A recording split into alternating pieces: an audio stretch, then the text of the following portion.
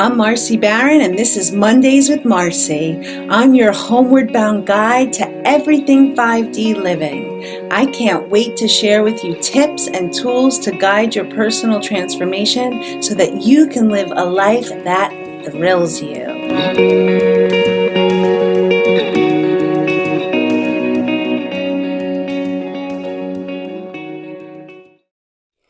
Hello and welcome to this week's Mondays with Marcy. I am Marcy Barron, your host, and I am so excited to welcome Stephanie Boyd to the show. Welcome, Stephanie. Hello, I'm so excited to be here. Yay! So you are a spiritual life coach. And you have a very unique focus and essence of what you're doing in the world. So, can you tell our listeners and those who are watching how you found this path and what you're doing? Yeah, of course. So I am a spiritual life coach, but I mostly specialize in helping women who've been diagnosed with herpes just feel more empowered, feel sexy again, and really overall just confidence after their diagnosis. And the way that I came about doing all of this was really after my own diagnosis. I Mm-hmm. got diagnosed in 2017.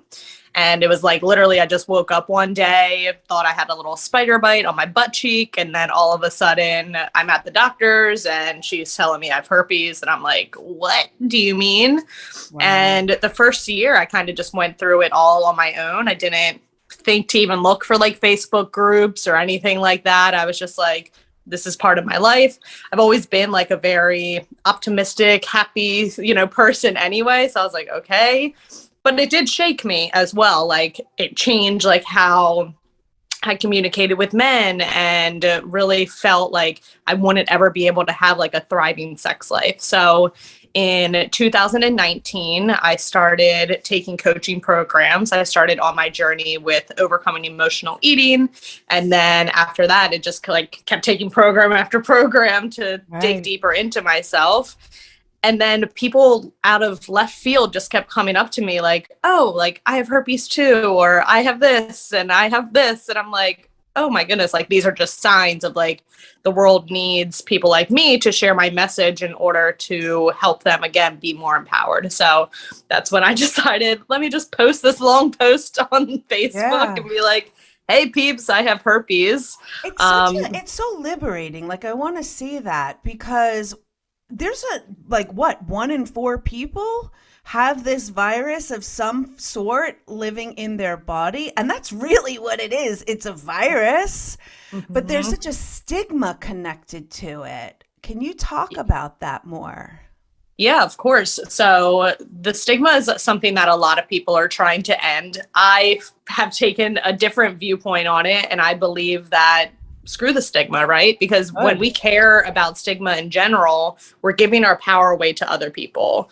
A stigma means that it's like a mark of disgrace on something, Yes. and nobody gets to say that you're a disgrace except for yourself. Nobody gets to label you as any of these things unless you allow them to. So I love that.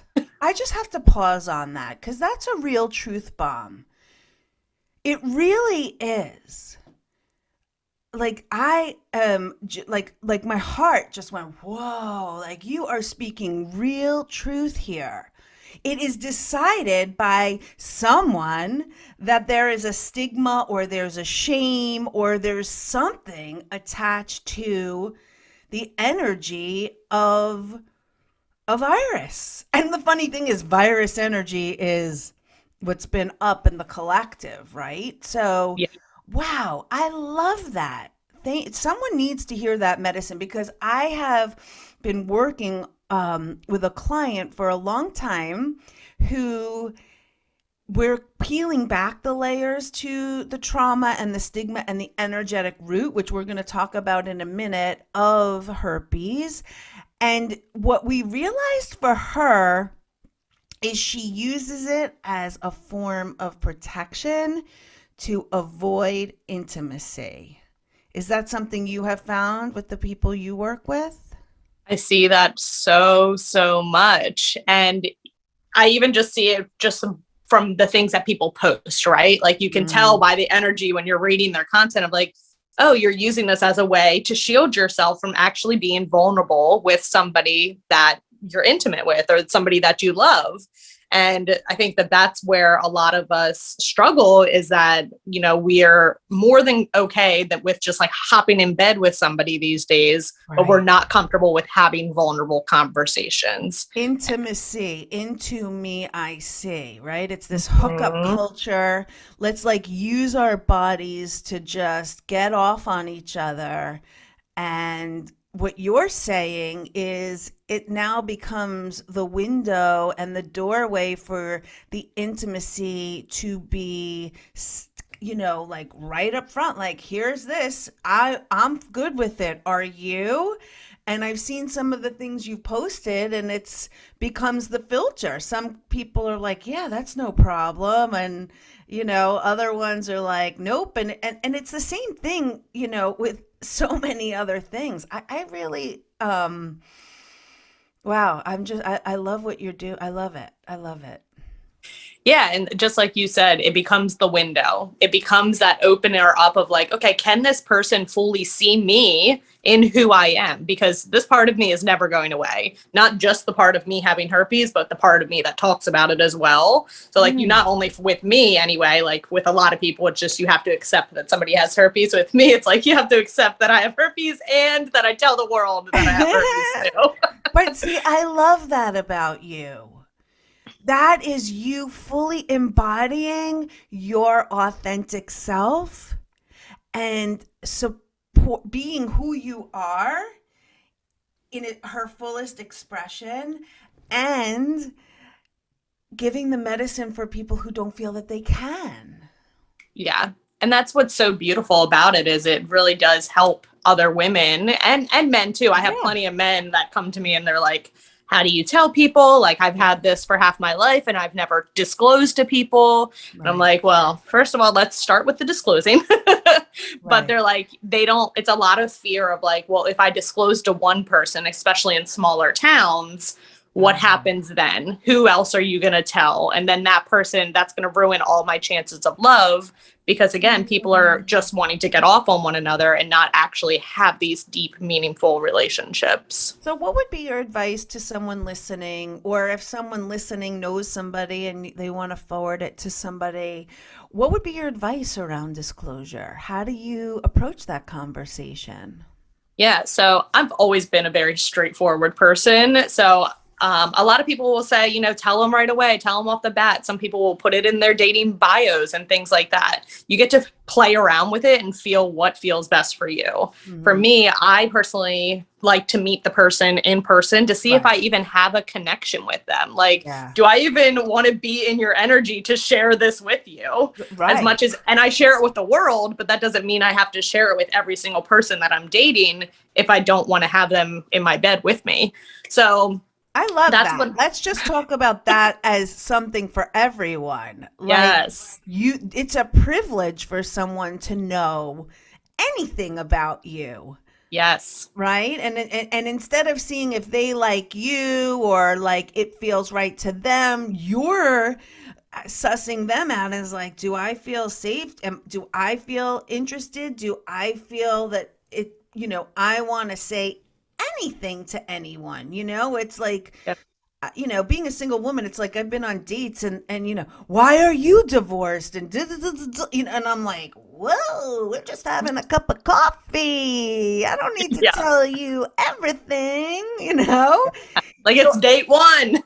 God, so I like that. Okay, so then once you decide if it is something that you want to share, then I have said it in person, because again, I think being able to like see their body language, see where their eyes go, you know, are they actually into this conversation? Feel and the then energy. It also, and it also helps eliminate the fear of being ghosted, because then when you're in person, you can kind of be like, you can feel and have a conversation, but like if you're texting it, then it's like, okay, are they going to text me back? You know, the three little dots pop up and then they go away, and then you're like, what's happening here. Right. So the way that I like to say it is, hey, just so you know, in 2017, I was diagnosed with HSV1 and HSV2. Not sure if you know anything about the virus, but happy to answer any questions if you have it. You're just so matter of fact.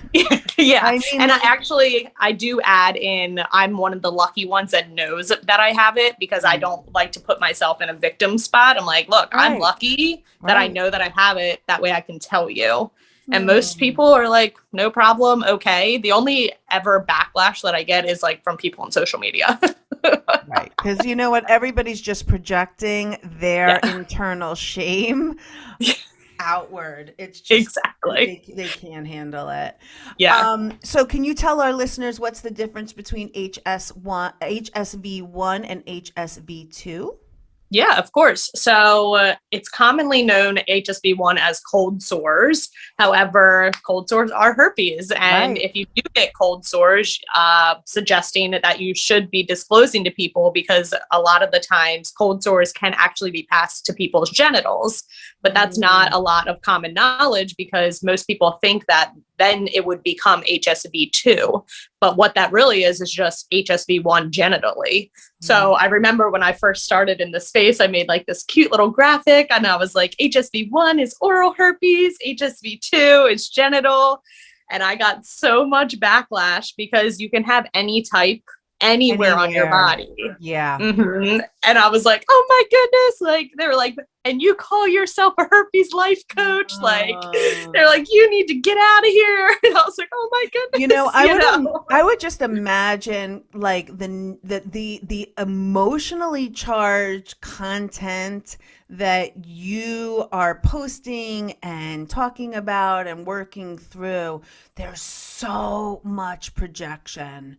Sexuality, it's like, I know when I posted pictures of myself, you know, scantily clad, or, you know, sexy, or, you know, people, you know, it brings up stuff. But the good news is all of this energy is clearing, and we are all returning to our innocence in the beauty and power of our sexuality. I mean, it's just what's happening on the planet. And so many women, after they're diagnosed, and I can only speak for women because I am a woman, so men could feel this way too, is they don't feel sexy anymore, because they're fearing, they start to live in their heads of like, when I'm being intimate, I'm going to pass this virus on, and then this person isn't going to love me anymore. And I'm going to lose this person forever. And a lot of women just struggle with, you know, orgasming after they get diagnosed, because they're too up in here worried about passing on the virus. Meanwhile, the only thing you can do to fully keep your partner safe from getting herpes from you is to communicate.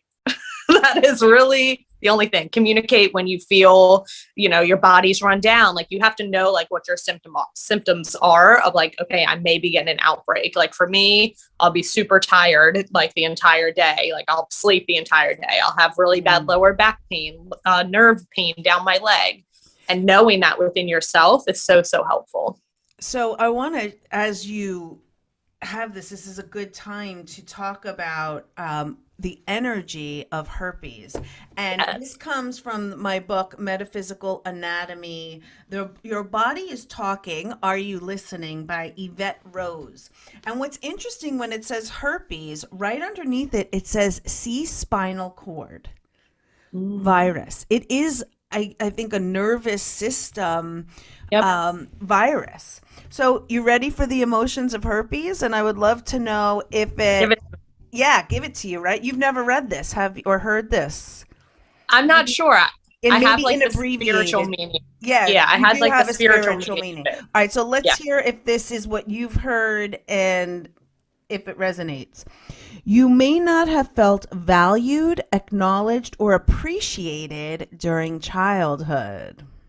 You did not feel welcome in your own space and often felt like you were a nuisance. You are not comfortable in your own skin or in your relationships. Those feelings continue now, and you feel misunderstood by your parents and those whose opinions you value. You may have had a hostile relationship with your mother as a result of misplaced trust. That's the first paragraph. There are 5 of them. Does Wow. any of that resonate with you or the people that you work with? All that shit resonates with me, that's for sure. Yeah, Yeah. 100%. Let me And I, continue. Yeah, yeah, go let me ahead. continue. You may have learned to love your family out of fear. Mm. These were your only sources of love and you feared them. Your anger is a direct result of feeling powerless. You create arguments and confrontations with an unconscious intention of releasing suppressed fear, anger, or resentment. You also recreate arguments that took place in your childhood that you have not processed or resolved. You Mm. often feel stuck and stagnant in your personal relationships. There is a communication barrier and it sabotages your ability to express your self worth. Yes, yes. And I think a lot of people resonate with that too, but they don't know that they resonate with it yet. Right, right. You Because know? everything's. And then this is the general one that I've heard, and tell me if this is the general one. You may have been made to feel guilty about your sexuality. Yep, That's the yep. It's like repressed general. sexual. It's Say that again? like that repressed sexual energy. Right.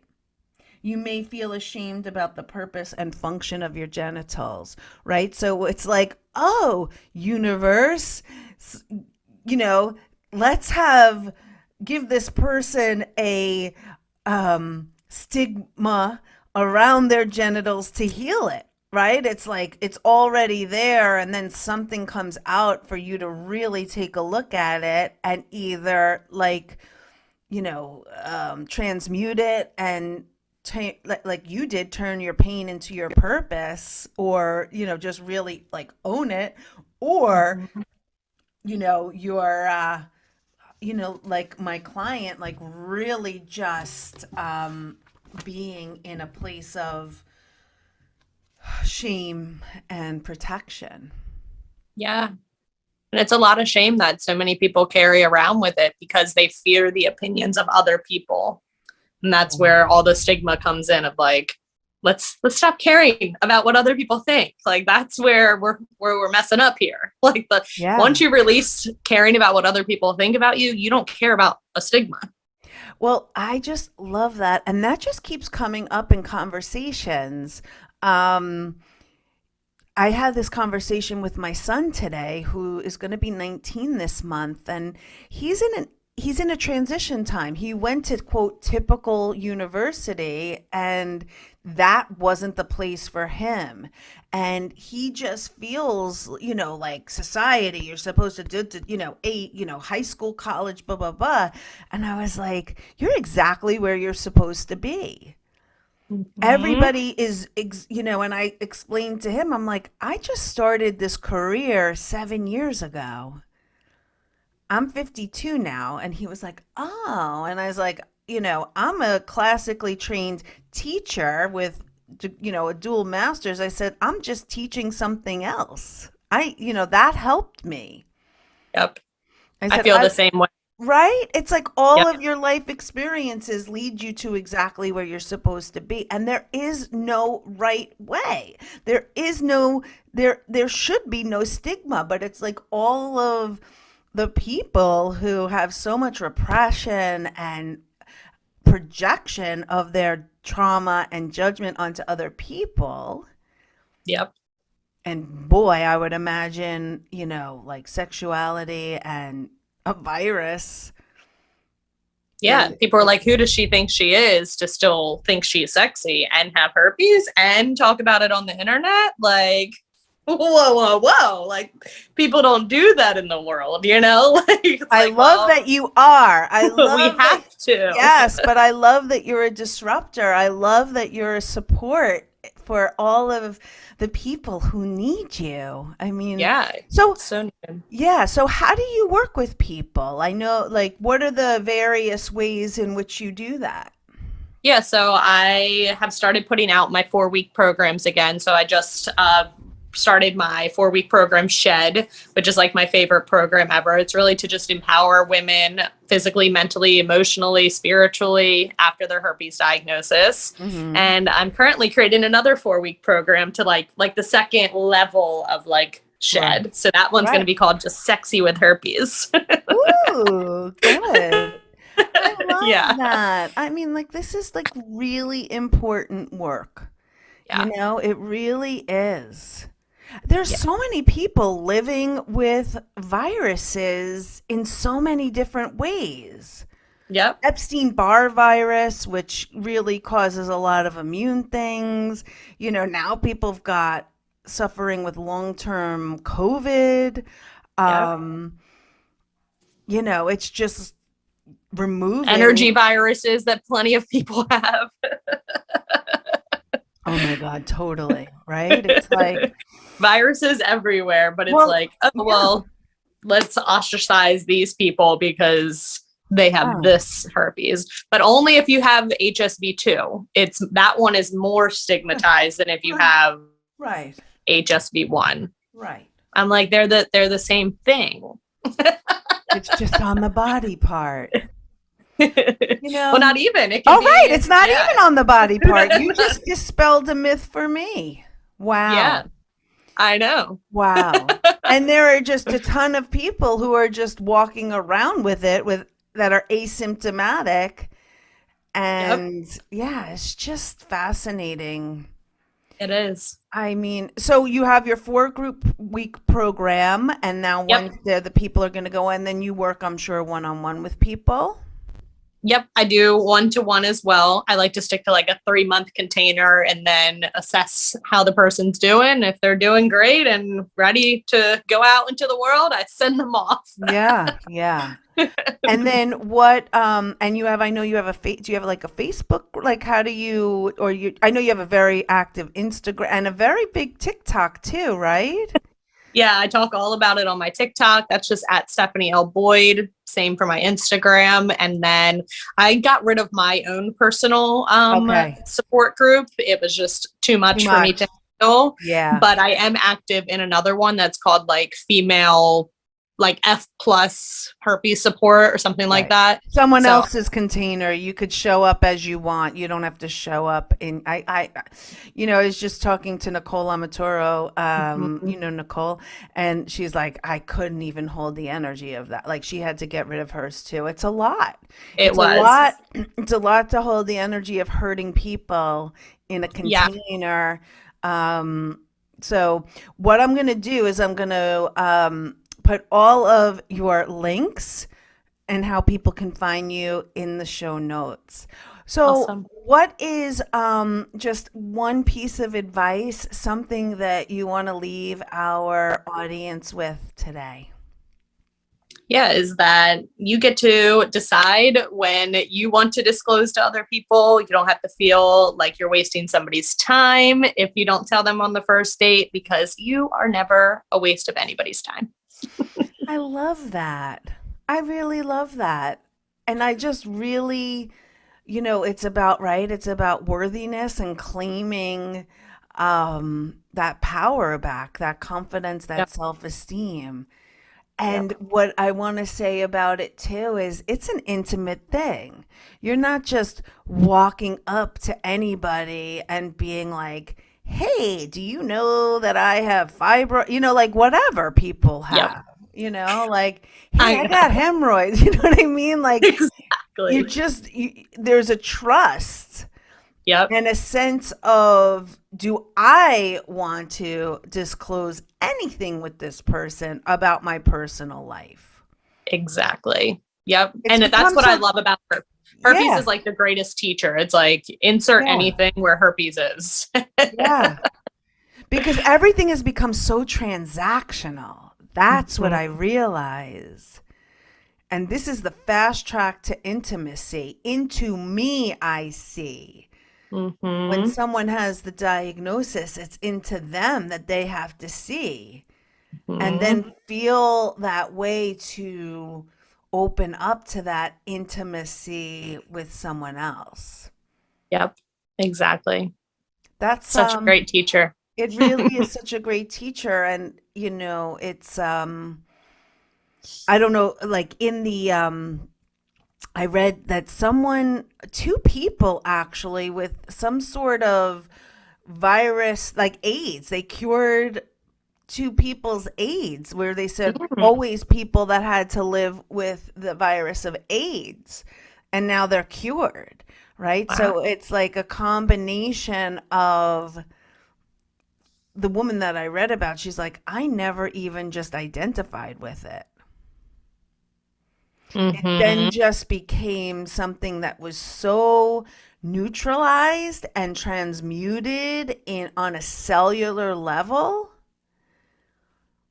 that it was like she was like no trace of it. So like, Wow. isn't that cool? Yeah. Yeah, it's like the consciousness, like I imagine, then you get like transcendent. You're like, that's not even something I identify with. Do you know what I mean? Like you're the stepping stone, right? Like you're Hmm. literally pulling people out of the hole. Yeah. Yeah, the shame, and shame is the heaviest emotion there is, and you're just such a beautiful light to be that hand to like pull them out, and I am just so grateful for your work. Thank you so much. Me too. Yeah. Well, thank you for being here. And if someone listening knows that this would be medicine for someone's soul, we ask that you forward it to them. Thank you so much. See you next time. Bye. Adios. That's it for this week's episode of Mondays with Marcy. Be sure to subscribe to my newsletter at marcybaronclears.com. I also would love for you to follow me on your favorite podcasting app so that you don't miss a single episode. I'm Marcy Baron, and thanks for listening. I am so grateful you are here.